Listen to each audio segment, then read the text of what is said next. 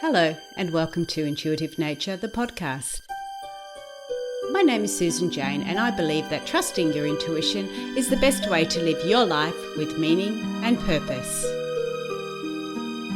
Each week you will hear about how you can connect, develop and trust your intuition through meditations, readings and my own personal experiences. Join me to understand how your intuition can guide you towards a life full of meaning and loving purpose.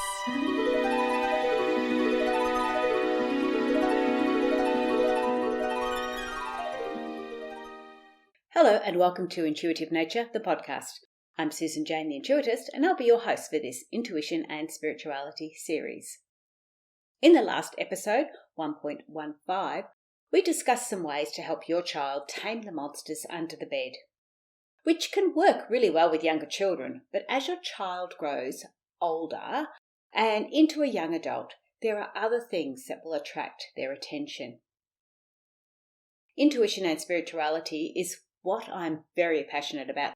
However, I also work with young female elite athletes in the Queensland Academy of Sports program for football, or commonly known as soccer. As a professional sports trainer, I often take on the role as a health and wellbeing coach, especially for these young ladies. Some of them are from other parts of the state and stay in boarding schools, so they can miss that parental guidance at times. Now, lately, the older children have been asking me a few things about spirit, ghosts, and intuition, which has led me to this week's subject.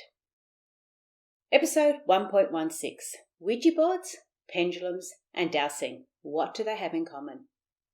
First of all, let's do a quick recap on intuition. So intuition is communication from our spiritual being to our physical body to create some type of action. Now, this is how our spirit being communicates with us because our spirit requires an action or a learning that can only be achieved whilst in a physical body. So that spirit is sending the physical body messages in order to achieve an action or some type of result. Now we can receive this intuition or our intuitive messages physically, mentally, emotionally, and visually. And this is done in many ways, such as a mental thought, a visual impression, an emotional expression, or even a physical feeling. Because my biggest goal is to empower people to trust their intuition, when the girls ask me questions about this subject, my instant response is to find out what they know, what they are interested in, and what are some of their beliefs behind it. So as a professional sports trainer, I am relating to these girls on a regular basis. I work with them 3 or 4 times a week, 3 afternoons a week and 1 game. Usually, and the girls range from an age of under 13s, which can be as low as 11, to the under 18s, which can be 18. Usually, once they've hit 19, they're moving on to the higher different fields. So, in this area, they are in a very expressive type of way. They're in this very, very learning area. So they're hearing all these different things and getting all this different information, and they need to understand it to sort of get an understanding for it. Now, I work with the girls 3 nights a week, but they actually train 5 to 6 times a week, or train or play 5 to 6 times a week. So they're at football a lot of the times. They're doing a lot of this physical work for a lot of the time, a lot of mental work with the schooling because they're still all at school. And so there's other things that pop up. Now, the other night, I had one of the girls come to me and one asked me about tarot, which I will talk about in another podcast. But this girl talked the other day about a Ouija board. Now, she was telling me how her friend had played with one and her dad got really angry with her. And she wanted to get an understanding of what a Ouija board was or what it was about. And so there is a lot of fear and negativity around the Ouija board. And I thought, no, I'll have a bit of a Google and see what the latest is about it. Now, I have my own beliefs. I, at her age, tried a Ouija board and scared myself a little bit silly. So I had a big fear of Ouija boards. When I started doing this research, I found an article from AJ Romana, and it was dated in 2018. But it was all about the mechanics of how a Ouija board works. Now, because people believe that it is from external circumstances like ghosts or spirit that's coming through the glass or the planchette and creating the movement in a Ouija board, they believe it's external sources doing that. So what AJ Romano was saying, that it is not external sources, it's not ghosts, it's not spirit coming to get you. It is actually your own body doing it. So it's those micro muscles that we have that allow this movement to happen. Now, we're doing it on a subconscious level. We're not doing it intentionally. So any of this movement, even though we are actually doing it, we're not doing it intentionally. So we don't really have that clear understanding in a conscious manner of what's happening and where it's going. What they are calling this, now I don't know if I'm pronouncing this right, but what they're actually calling this effect, it's called a scientific explanation is the effect of it, and it's called an idiometer or an ideometer. Now, it's basically what they're saying is it is your body, how your body will talk to itself. Now, if that's not what intuition is, then maybe I'm on the wrong track. But my belief in intuition is it's your spiritual body or your spiritual being talking to your physical body. That's what intuitive messages are. That's what they're saying this is. They're saying that this effect is basically a way for your body to talk to itself. That's what it is, and that's I quote that. So that's the mechanism of how a Ouija board works. Now, pendulums work in the same manner.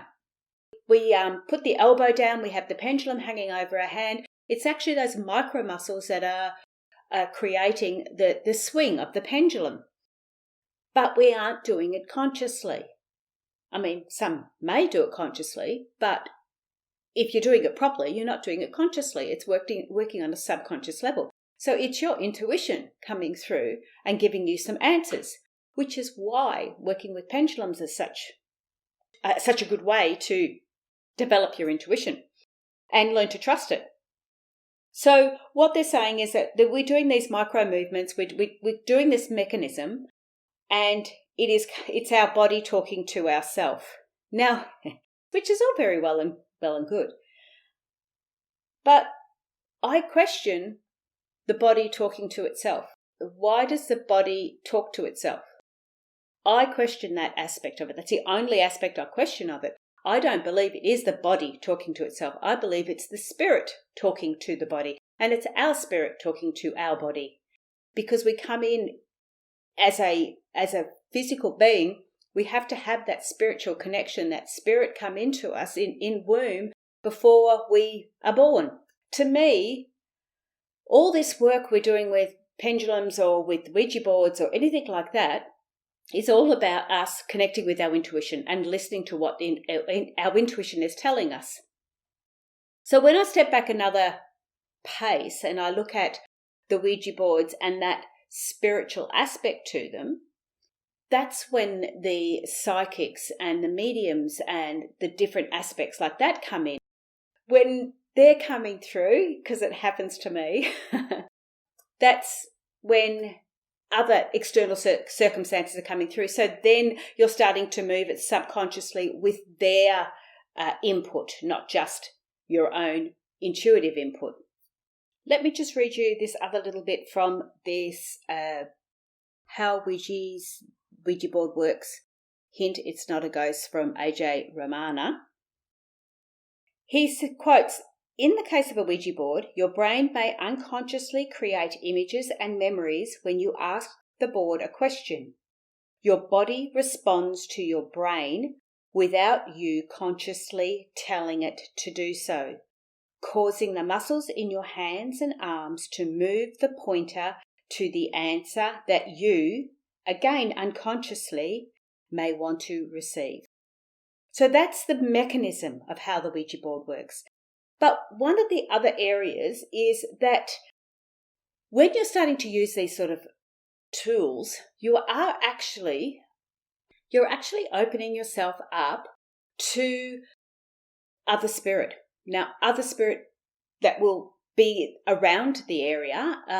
We've all got this spirit around us all the time. So there will be other spirit around. So as you're looking at Ouija boards, you will open yourself up to other spirit being around. And this is where that fear factor comes in, because if you've got people you're working with Ouija boards that know what they're doing, they are knowing how to connect. They are going to be very much in tune with what's happening around them. So what you're actually doing is opening up a little bit of a door, basically, to invite anybody in. So although they may not be controlling the Ouija board, unless they're controlling somebody through the Ouija board, they are still present and you're still inviting them in, because you're opening up like opening up a portal. Now, when I was explaining it to the young girl at football, I said to her, it's a bit like having a party and inviting everybody on Facebook. Now, we know what happens with that. You'll get thousands of people turning up and it becomes a real crazy sort of a situation, because you've got people coming in that you had no control of. You've got people coming in that may be good, that may be not so good, that may be downright bad. So what you're doing by using Ouija boards is you're allowing that sort of portal to open up. Because you're being open to it, which is a good thing, but you need to be protected as well. So with any of those sort of things, it's more about the protection, not about the actual mechanism or the actual tool itself. It's about being aware and asking the right questions and protecting yourself and your area, so you're not attracting what you don't want to attract. So that is the main area for Ouija boards. And that's what's brought in a lot of the fear and things like that with it. The last, what I really liked about his article, though, was at the very end, it was just this little quote at the very end, which was really nice. It was a really lovely way to finish it off. And this is it, and I quote, "But the marvellous thing about a Ouija board isn't that what a planchette might read or a psychic might claim the spirits are saying through from the other side. In reality, the true wonder of a Ouija board is what lies within our own subconscious." That's the bit I like, because what lies within our own subconscious is part of our intuition. It's part of who we are. So when we're asking the questions for a Ouija board or a pendulum or even the dowsing, all of it is all about what we believe in ourselves, what we believe within ourselves. It's all about our intuition and how we feel it is. So when you're using the pendulums, if you're getting the particular answer, a yes/no answer with the pendulums, then it's all about whether you trust that or not. Now, if you're unsure, it might not be the answer you want, and you're a little bit unsure of it, that's fine. Because with the pendulum, the questions have to be so particular that there can't be any other answer other than yes or no, because that's all you're getting with a pendulum. If you were saying, am I going to have a baby? It could go yes, but it could mean, what do you refer to babies? Because I had a girl come in the other day who had new implants and she called them her babies. Now, again, what is that to you? If she was asking if she was going to have a baby, it could mean she's going to get new breast implants. So it's a bit hard to understand and it's a bit challenging, but it's all about learning about who you are too.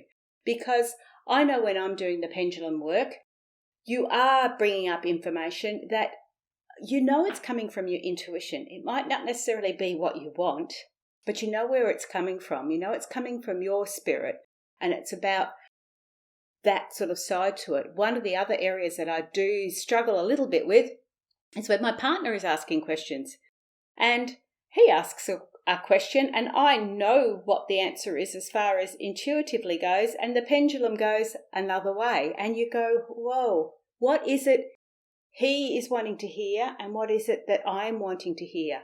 because I intuitively know that's what I want to hear, but also I intuitively know that's what he wants to hear, and it could be two opposite things. So that's being really mindful of it. So none of them are 100% accurate. None of them are. And that's not what it's about. It's not about having to be right all the time. It's just about having to be aware and open. Things change. I mean, can you imagine the world before COVID? Things have just changed so much that nothing is grounded. And what I could have been dowsing or pendulum or Ouija board doing, a year ago, saying this is going to happen and this is going to happen. Really, could we even imagine that what's happening now was going to happen? So it's it's fun, but it's all about, remember, it's all about getting to know you, getting to understand you more and more and more, because that is what it's all about. Your spirit is here for a reason. It needs to get that reason sorted and understood. It might be about being able to share information. It might be about teaching. It might be about, compassion. I don't know what your spirit is here for, but it's here for a reason. And when we start to listen to it, whether we sit in quiet meditation and get some messages through, however we get that, however we connect with our intuition, it is so important, because it just gives us that all-round feeling or understanding of who we are and what we are and why we're here. So that's me for today. So the thing is, what we're looking at is, remember, when you're using any of those tools, it's not about the tools themselves. It's not about external spirit.